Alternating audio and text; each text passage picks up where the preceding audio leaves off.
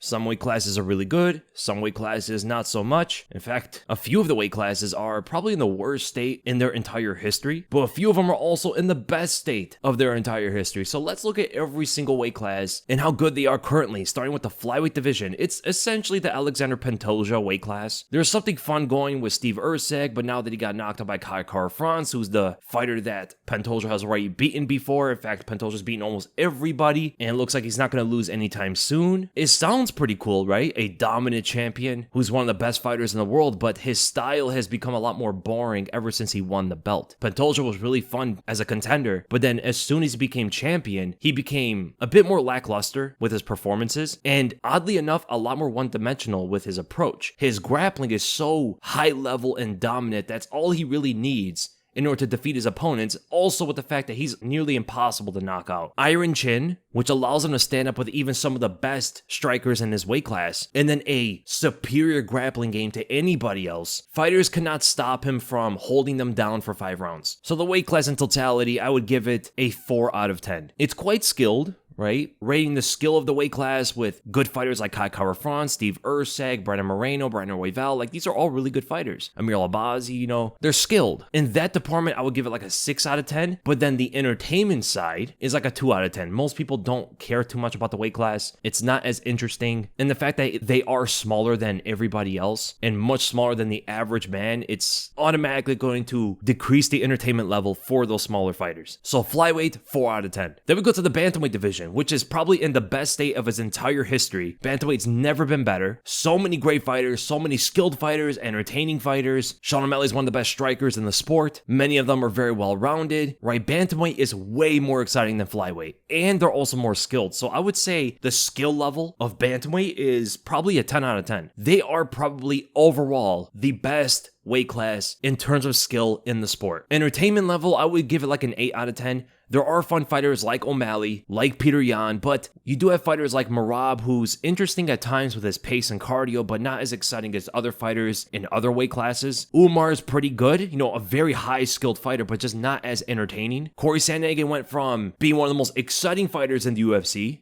a couple years ago to now one of the more lackluster fighters in the bantamweight division. Chito's fun when he's not going up against guys who are just clearly more skilled than he is. Davis Figueiredo's really fun. Jose Aldo's back, So there's some really good fighters that's going to increase the excitement level of the weight class, but it's not going to be a 10 out of 10, right? So I'll give it an 8 out of 10. Overall, bantamweight, I would say, is a 9 out of 10 weight class. The best state it's ever been. Then we go to the featherweight division. The three kings with Ilia Topuria, Max Holloway, and Alexander Volkanovski, which honestly hold up that division so highly. They're carrying featherweight on their backs with a few up-and-comers like Diego Lopez, John Silva, Arnold Allen's doing really good, but those older veterans like Yair and Ortega, they're not old, but they've been around for a long time. They just seem to be better than almost everybody else they fight, except the 3 top guys, Topuria, Holloway, and Volk. And until we see Diego Lopez and John Silva and some of these up-and-comers beat the Yairs and Ortegas and Josh Emmets of the featherweight division, it's going to continue to be very top-heavy, which is why I give the featherweight division an 8.5 out of 10. The reason why I give it an 8.5 is because I think the skill level is an 8. Again, very top heavy. Those top 3 fighters are some of the best fighters in the entire UFC. But then you look down to like Bryce Mitchell, Edson Barboza, Giga Chikadze, Kelvin Cater's really good, but there's a lot more lacking than bantamweight, for an example. Bantamweight is a lot more well-rounded with better fighters, more skilled fighters throughout the top 15 compared to the featherweight division. But an 8 out of 10 is still very, very high, especially when we talk about some of the other weight classes. The entertainment level, I would say, is a 9 out of 10. I think it's a bit more entertaining, a little bit more entertaining than the skill level of the weight class. Topuria is really fun. Max Holloway is one of the most exciting fighters in the UFC. Volkanovski's fun. Even though Ortega and Yair are still there, they're both very fun to watch. Josh Emmett's knockouts are crazy. Diego Lopez is a monster, always wanted to fight anybody. John Silva's very fun. Arnold Allen, Kelvin Cater, Giga, Edson Barboza. Like, the entertainment level of this weight class is amongst the best of the entire UFC. One of the funnest weight classes out there. So that's why I give featherweight an 8.5 out of 10. And we go to the lightweight division. It's just so good in every aspect of it. You have some of the best fighters in the sport there. You have the most exciting fighters there. The aura of the weight class is just radiating with guys like Islam Makhachev, Charles Oliveira, Dustin Poirier. Max Holloway's in the top 10. Should be top 5, but and even Dan Hooker's got way more aura than he had before. Michael Chandler's there. One of the most exciting fighters in the UFC when he actually is fighting. Paddy Pimblett's fun. And even the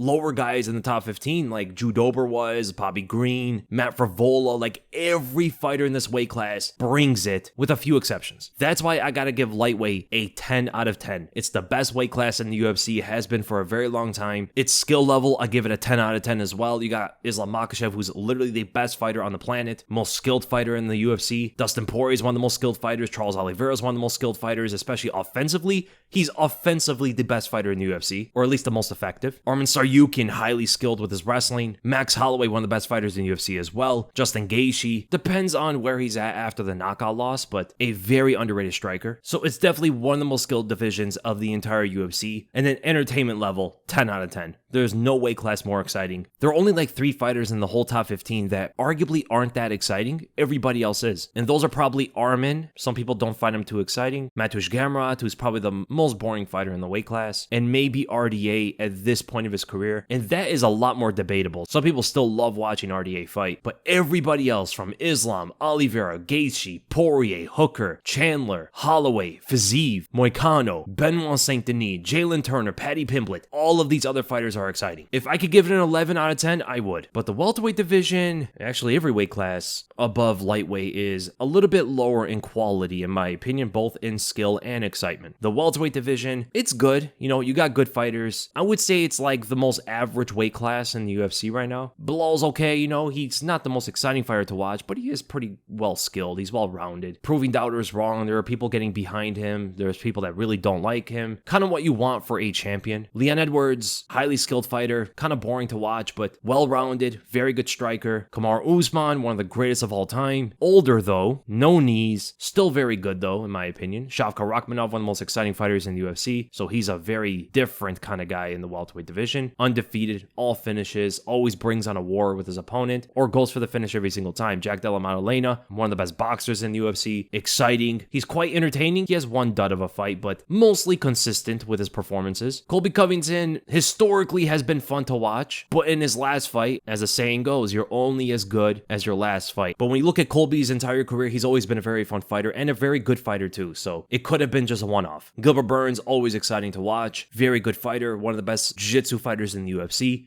Ian Gary, skilled, not fun to watch at times. Sean Brady, good skilled fighter, moderately entertaining. Wonder Boy, one of the best strikers, but just not well-rounded. He's fun to watch depending on the matchup. You put him up against a striker who's willing to be aggressive in the striking, that makes a Wonder Boy fight very fun, but not when he fights a wrestler. Jeff Neal, one of the most inconsistent welterweights. Sometimes he's exciting, sometimes he's not. He's very talented, he's got a lot of potential, but some of his approaches to fights is just very questionable. Buckley's pretty fun, he's getting a lot better. Michael Morales is a very good prospect. Now he's ranked, so maybe not a prospect anymore. An amazing performance against Neil Magny. He might be one of the future contenders of the weight class. Michael Page, kind of similar to Wonder Boy. It's going to depend on his matchup. Vicente Luque, hard to really know where he's at in his career. He's taken a lot of damage. He doesn't seem to be the same fighter anymore after the brain damage, which was very serious from the Jeff Neal fight, but he's there. We got to see more from him. And Neil Magny, just the gatekeeper of the welterweight division for a very long time. So I would say the welterweight division is like a 5 out of 10. I think the skill level's a 5. I think the entertainment level's a 5. A very average weight class in my opinion. And it's pretty good historically, right? It's in a good state,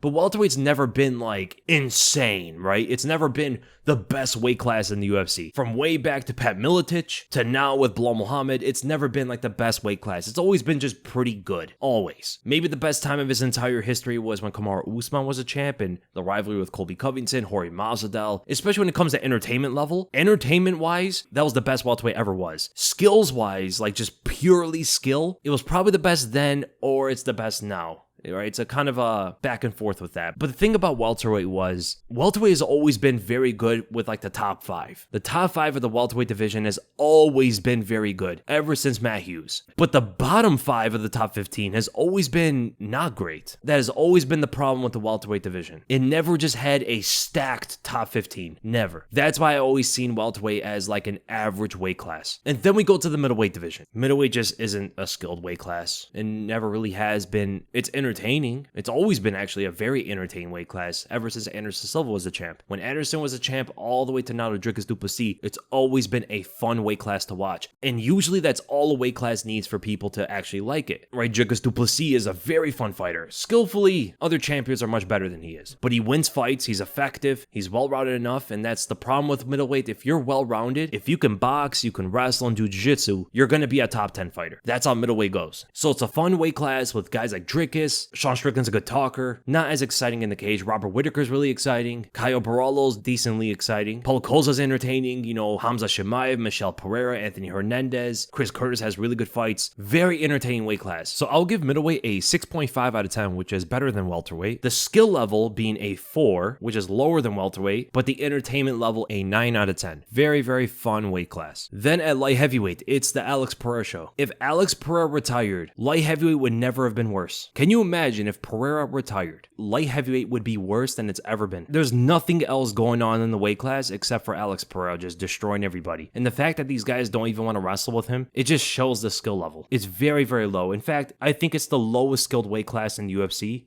On the middle side. Barely anybody can wrestle, and even at that, they should be at least attempting to grapple with Alex Pereira. The fact that they aren't is crazy. Middleweight, light heavyweight, and heavyweight are just way less skilled than the other weight classes, with middleweight being somewhat comparable to flyweight, I think. But the entertainment side of the light heavyweight division is also kind of low. Pereira is one of the most exciting fighters in the whole UFC. Yuri Prochazka is also exciting. Carlos Ulberg, we'll see what he does. He's rising the rankings. Jan's pretty good. But that's pretty much it. So I would give the light heavyweight division a 2.5 out of 10. Skill level 2 out of 10, and one of those is just from Pereira himself, right? If Pereira wasn't even there, I'd give it a 1 out of 10. He's literally one of the best fighters from middleweight and up. Yeah, he's probably like top 5 best fighters from middleweight to heavyweight. And entertainment level, I give it a 3 out of 10. 2 of those points probably just being from Pereira himself as well. And then in the heavyweight division, there's really one fun thing happening in that weight class, and I can't even say it's happening, just the discussion of it. Tom Aspinall versus Jon Jones is the only thing that's really entertaining about this weight class at this point. If Jones and Aspinall both retired, the heavyweight division is an absolute shambles. And the reason for that is Tom Aspinall has beaten everybody else there is to beat except Cyril Gane, right? Cyril Gane's the only other contender he needs to beat. If he beats Cyril Gane, he is clean out the weight class. There's nobody else to fight except Jon Jones. And Jon Jones just doesn't want to fight him. That's it. He just doesn't want to. He's even implying after the Stipe fight that he probably won't even fight Tom Aspinall. So like that drops the entertainment level of this weight class a lot. And the fact that Tom Aspinall is beating everybody and he's not even the undisputed champion takes away a bit of that flair, right? It takes away a bit of that excitement from the weight class. Because if the undisputed champion is the one cleaning out the weight class, it makes it a little bit more entertaining, especially from a guy like Tom Aspinall who's doing it in like a minute in each fight. He has the shortest fight time in UFC history. But the fact that they are not giving him the undisputed championship takes away from all of that, which is insane. If you had any other champion in any weight class beating all the contenders in a minute each fight, submits Volkov in a minute, knocks out Sergey Pavlovich in a minute, knocks out Curtis Blades in a minute, he would be a star in any other weight class. There would be so much promotion around this guy. There'd be so much talk about that champion, but not in the heavyweight division because Jon Jones is the undisputed champ holding that belt and not wanting to fight. That guy destroying everybody. We all used to think the champion wants to fight the best fighters and welcome all contenders. What happened to all that? As soon as Jon Jones holds that belt in the heavyweight division, all of that talk goes away. Jon Jones just insanely privileged as a champion. It's crazy. So I give the heavyweight division a 2.5 out of 10. Same with the light heavyweight division. I would say the skill level is a 3 out of 10. I think it's a little bit more skilled than light heavyweight because you do have guys that can grapple at least and strike. And you have both Jon Jones and Tom Aspinall. That's the main reason they're overall a more skilled weight class than light heavyweight. Where in that weight class, almost nobody can wrestle. Just like 2 guys can. And on the entertainment side, I would say it's a 2 out of 10. So it's 1 under light heavyweight. And the main reason for that is Jon Jones not fighting Tom Aspinall. At least Alex Pereira is just putting on a show. He's the face of the UFC at this point. That's what makes that division a lot more exciting. That's how I rank every division currently in the UFC. I might want to do this like every year or so, or every like few months even, if the divisions change with the rankings and what's kind of going on in those weight classes and stuff. No female divisions because it's just so much different, right? If I put them on the same scale as the male divisions, like none of those weight classes would be above a 4. So if I rate the female divisions, I would rate it just compared to them, not compared to the males. It wouldn't really be fair for them. So leave in the comments below, what do you guys think about the weight classes? Where would you order them? What would you rank them out of 10? And what is your favorite just to watch? And I'll see you guys in the next video.